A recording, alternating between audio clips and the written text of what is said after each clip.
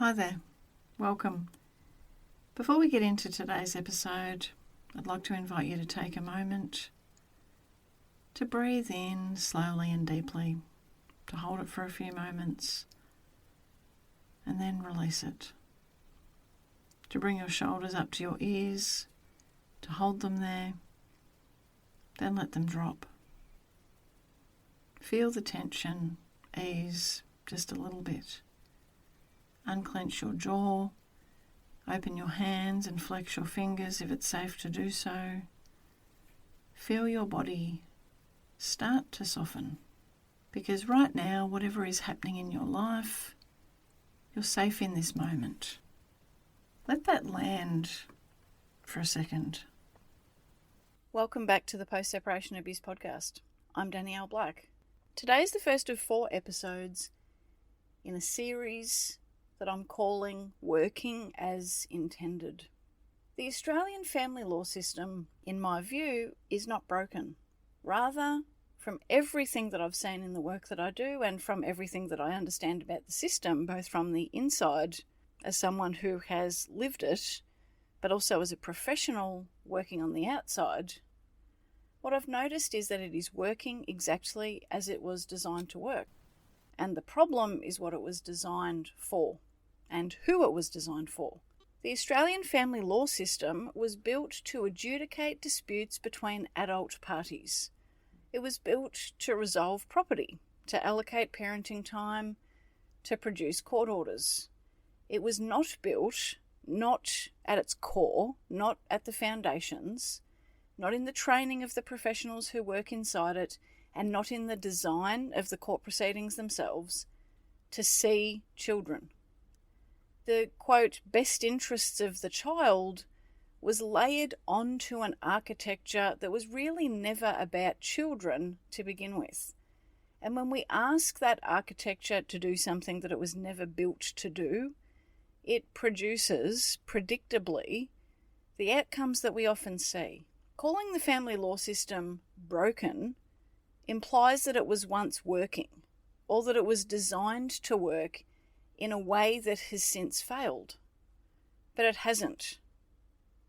And calling it rigged implies that someone somewhere rigged it against you. They didn't, not really. The truth is bigger and often quieter than either of those things. And it's so much harder to face because reform doesn't follow from tinkering with something that is functioning as it's actually designed. Reform, if it's ever going to come, has to address the foundations. And that's what this podcast series is about. 4 episodes, each looking at the foundations. Today, part 1 is about what your lawyer was taught, and equally, what they were not. About the foundations of the people who advise on the most important decisions of your life, and about why understanding the training gap matters, not as a complaint, but as a starting point for what you can do with that information. I want to address a question. It's a question that I hear on a fairly regular basis in coaching sessions from people who have listened to the podcast, from parents who have been in the system for years and who have done enough of their own research and legwork to know that there's something just not quite adding up in the system. The question, in its most common form, is, Danielle, if what you're saying about the research is true, why doesn't my lawyer know it? Why doesn't my lawyer know what the developmental science says about attachment? Why doesn't my lawyer understand coercive control? Not as a legal concept, but as a lived pattern with specific harmful impacts on children. Why does my lawyer keep talking about what the court is likely to order about, quote, risk management for me, the adult, in the legal proceedings, while seeming to be entirely disinterested in what the research says my kids actually need? That's a very reasonable question. And the answer, the honest answer, is not at all reassuring, but it's still important. And understanding it changes everything about how you navigate what you're navigating. The short answer is your lawyer doesn't know it because they were never required to learn it. Not in their degree, not in their practical training, not in their ongoing professional development. The system that produces family lawyers in Australia was not built to include this knowledge, and a system that doesn't require something, frankly, is not going to reliably produce it.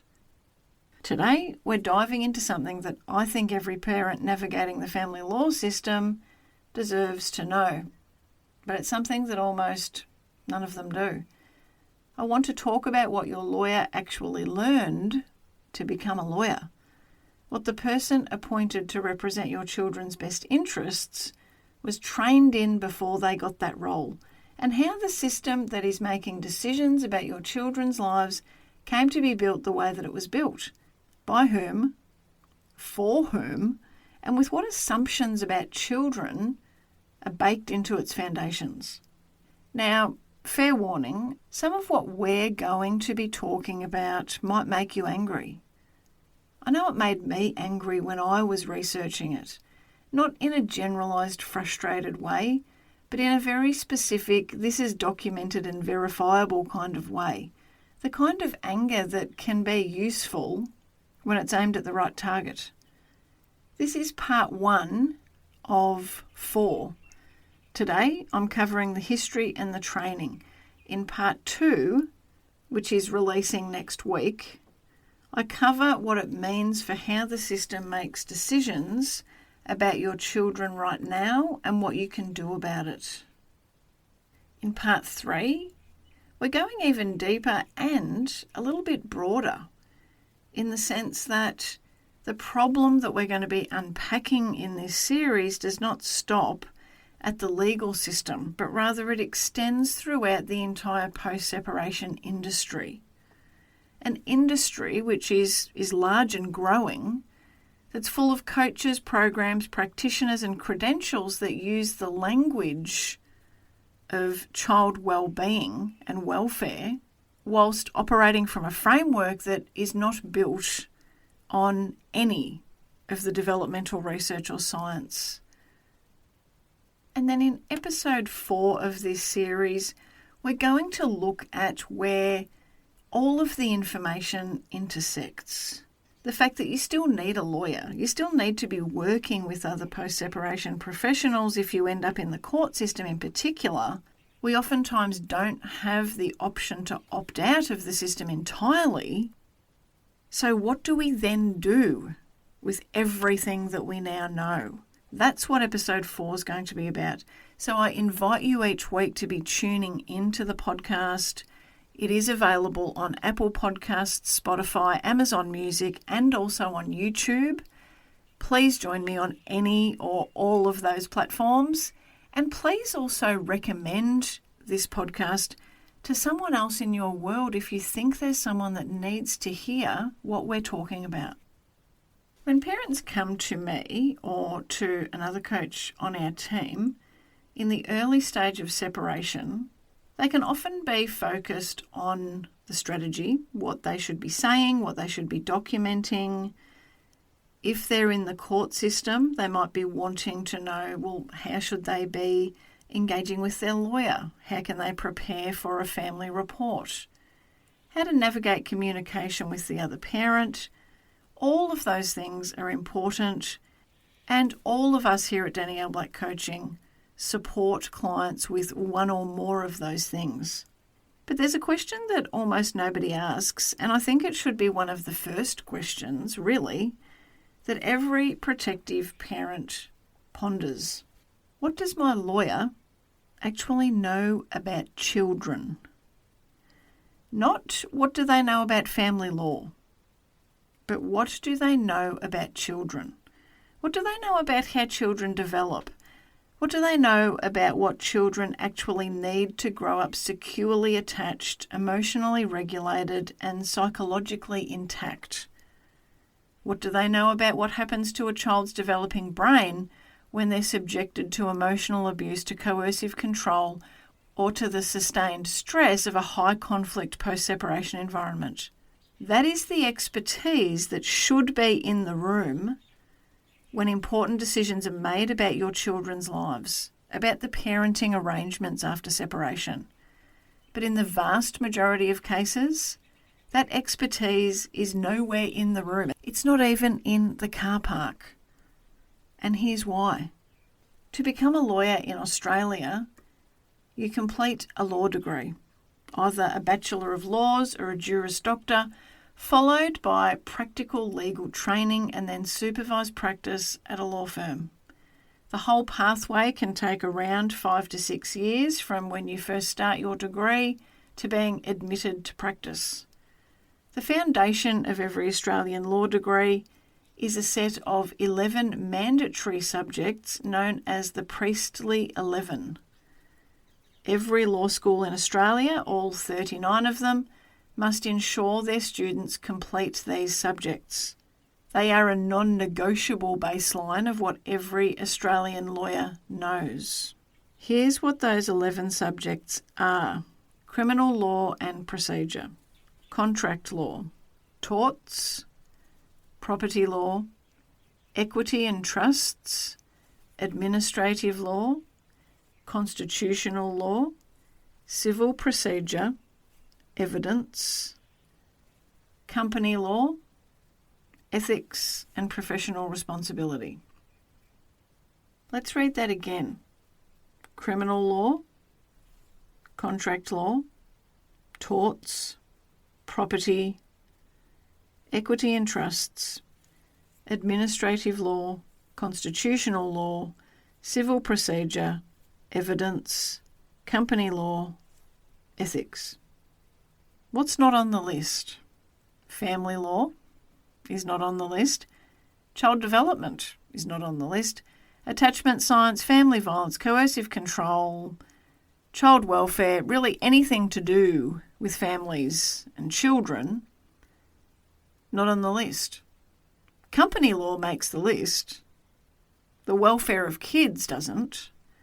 A lawyer can complete every single stage of their mandatory training and qualification in Australia, every required subject, every required examination, every required hour of supervised practice, without ever having learned a single thing about children, about how they develop, about what they need, or about what harms them.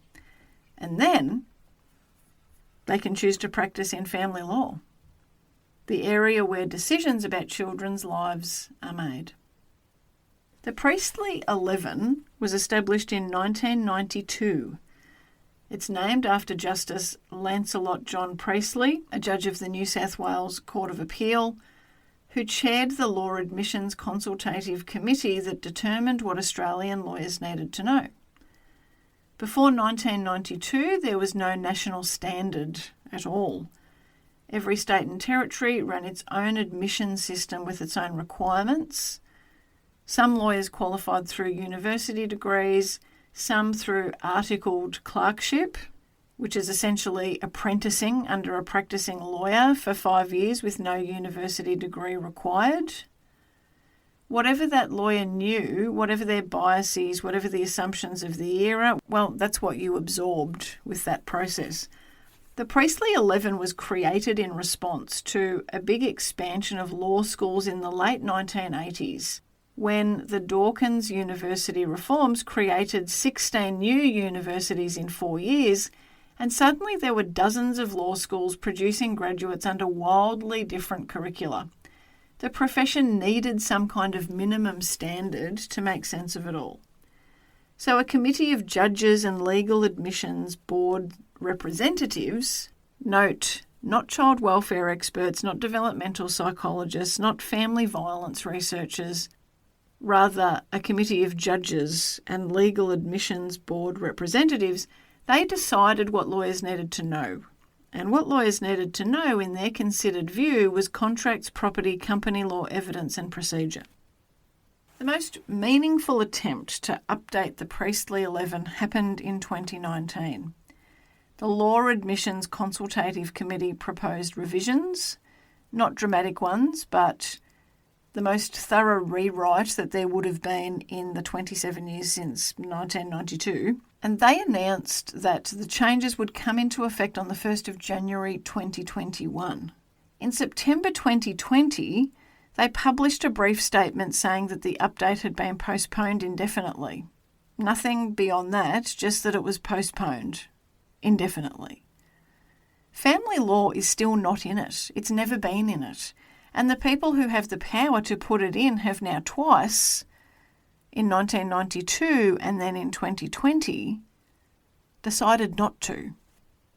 Interestingly, the Law Admissions Consultative Committee has acknowledged that legal education and law schools have been changing while the priestly 11 remained frozen in time, and referred to it as being, quote, manifestly undesirable.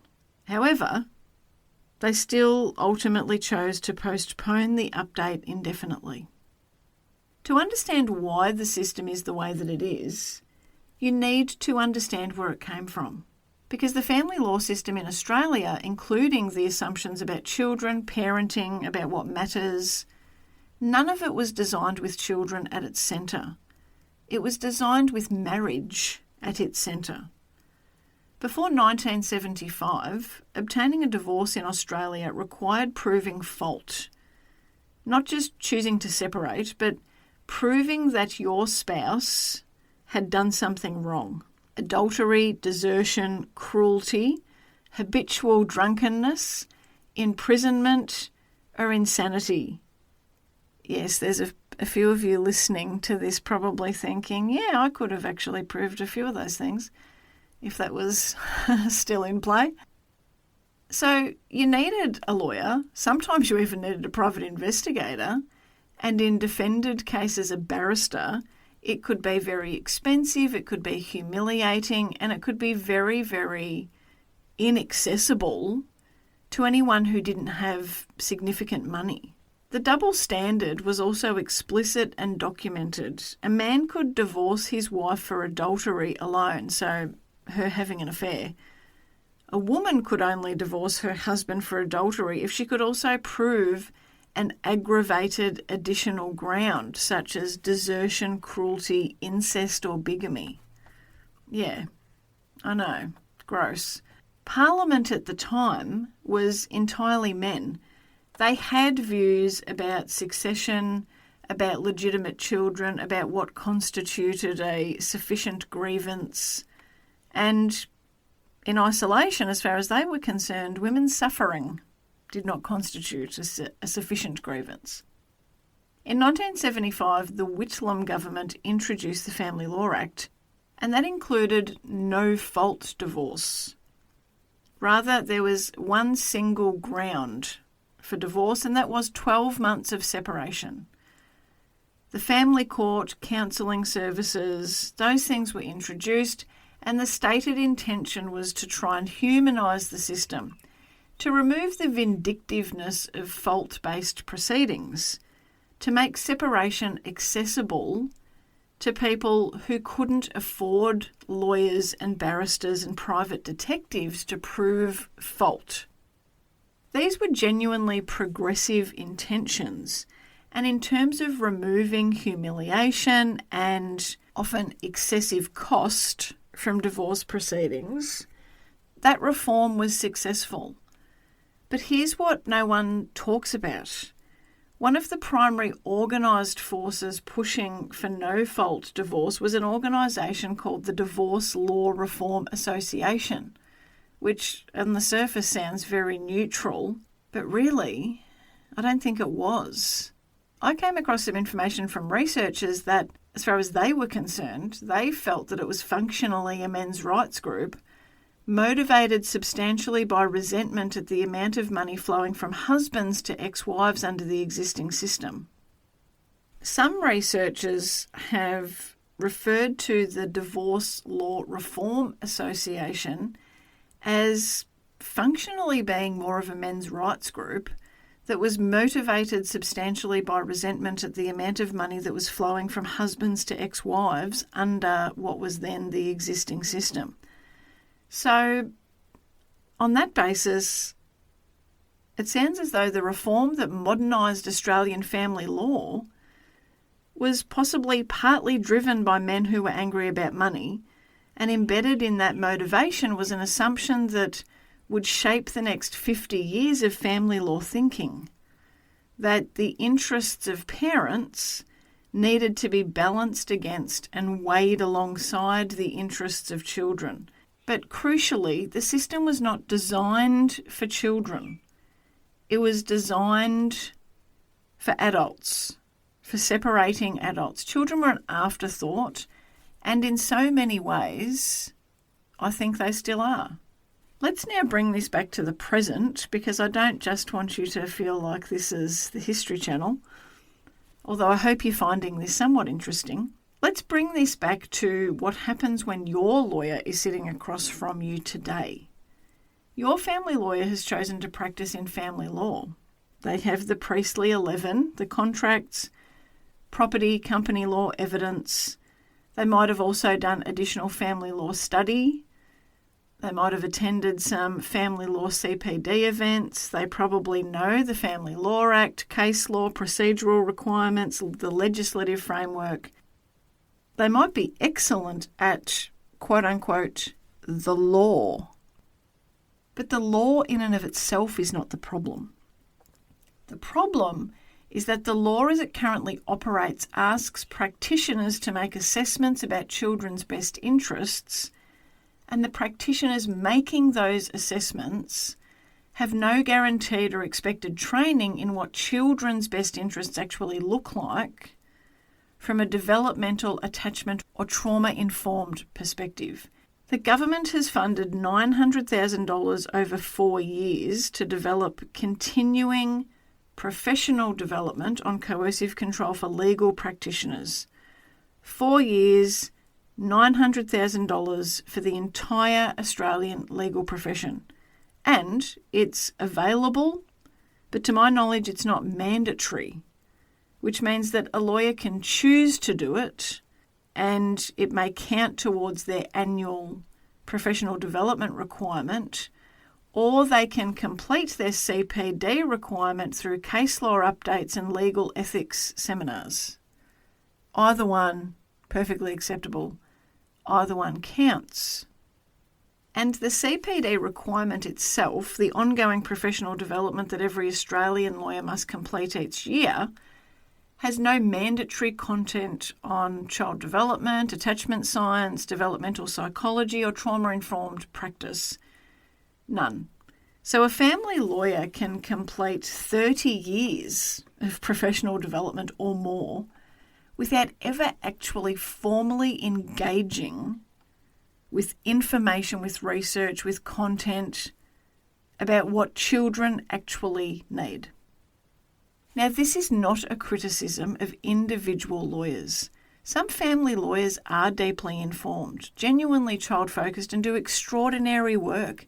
I know because I have conversations with them. The problem is structural. The training framework does not require them to be deeply informed or genuinely child-focused. And a system that doesn't require it is not reliably going to produce it very often. I'm not saying that family lawyers are bad people. I'm not saying that they don't care about the families that they work with. But what I am saying is that the mandatory training pathway that produces every Australian lawyer was designed in 1992 by a committee of judges and legal administrators, and it does not include family law or anything to do with children. It has not been meaningfully updated in 33 years, and it produces practitioners who structurally and systematically are not at all required or expected to know what children actually need. And that is the system making decisions about our children's lives. Most family lawyers are working hard, doing their best inside the architecture that they have to work with. The argument is structural. The training is the training, the system is the system, and if we want different outcomes for our children, the foundations themselves have to change. In my view, that has to include a stringent set of minimum standards for those seeking to practice family law. Real mandated training in the things that this work actually requires. But that's a much longer conversation and be something that we will return to later on. Before we finish up, I want to share something that I came across recently. A law student had posted on an Australian legal subreddit asking a simple question. Should I bother choosing family law as an elective? The answers from practicing lawyers tell us everything that we need to know. One Redditor commented, quote, "No is the short answer. Even if you want to be a family lawyer, it's not a necessity. You'll learn more in your first month on the job." That comment was upvoted 12 times. Another commenter, replying directly to that message that I just read out, quote, "I practice in family law and I endorse this message, smiley face." That was upvoted 15 times from someone saying that they are a practicing family lawyer. Another commenter, quote, "I didn't study it at uni, 13 years after graduation now, and family law is about 30% of my current workload. I learnt everything on the job or at CPD courses." Shocked? Surprised? I'm not. That's lawyers, the profession, describing itself. The lawyers currently practicing family law in Australia telling a law student that the academic foundation of family law is optional, that the work can be picked up after the fact, that the formal training is, by their own account, not necessary. Now, this is not a controversy, this is not a critique from the outside, it's the system. In that conversation on Reddit, that was the system being honest with itself when it thinks that no one's watching. For now, you know how the people advising you were prepared.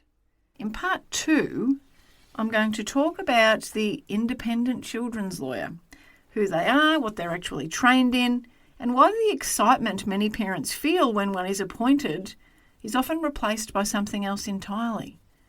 I'm also going to talk about the most important argument in this space that I don't hear anyone else making, and that is the idea that the old system, as sexist and inadequate as what it was in many ways, kind of accidentally produced child protective outcomes that the reform system has dismantled, and what that means for how we think about what kids actually need. Part 2 is coming out next week. I invite you to join me for that. Thank you so much for being here with me for this conversation. As always, I really value your time and appreciate that you're making space for new ways to look at your situation and the system. If you found this episode interesting, insightful, if you think that there's anything in this episode or in the post-separation abuse podcast more broadly that could be of benefit to anyone in your world, please do let them know about it. Someone else having access to the kinds of things that we talk about here could make a really big difference to their protective parenting journey. I look forward to chatting with you again soon. There's a moment where the noise stops landing, where the chaos loses its hold. That's it for today's episode of the Post-Separation Abuse Podcast. If you found this helpful, you'll love the Post-Separation Parenting Blueprint, the foundation of everything that my team and I teach, now available to all protective parents. Whether you work with us one-on-one or navigate your journey independently, the blueprint is where everyone starts. Whether you're thinking about separating, in the early stages of separation, wanting to avoid your kids being trapped with unsafe or inappropriate care arrangements, or perhaps needing to challenge and change current arrangements, and even if you're currently in the court system for parenting matters. I created the blueprint because the journey of being a change maker and a cycle breaker can't be done alone, and the blueprint is the one post-separation parenting resource that gets it right. Child development, safety and well-being put first. with the evidence to back it up. The blueprint gives you the same strategic frameworks that my team and I use in private one-on-one coaching.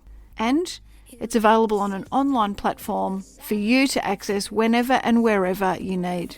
You can also ensure that you're up to date with any new announcements by checking in regularly to the website danielleblackcoaching.com.au. Until next time, take care. And please always remember, you are your child's greatest protector. You're rewriting the meaning of why. Calm is credible, steady and strong. You don't have to fight the same way for long. You protect, you lead, you rise with fire in your bones and truth in your eyes. This is how it begins, not in chaos, but clarity within. You protect, you lead, you rise. This isn't revenge, this is design, a future rewritten line by line. You don't burn it down, you build it right with wisdom, strategy, and quiet mind.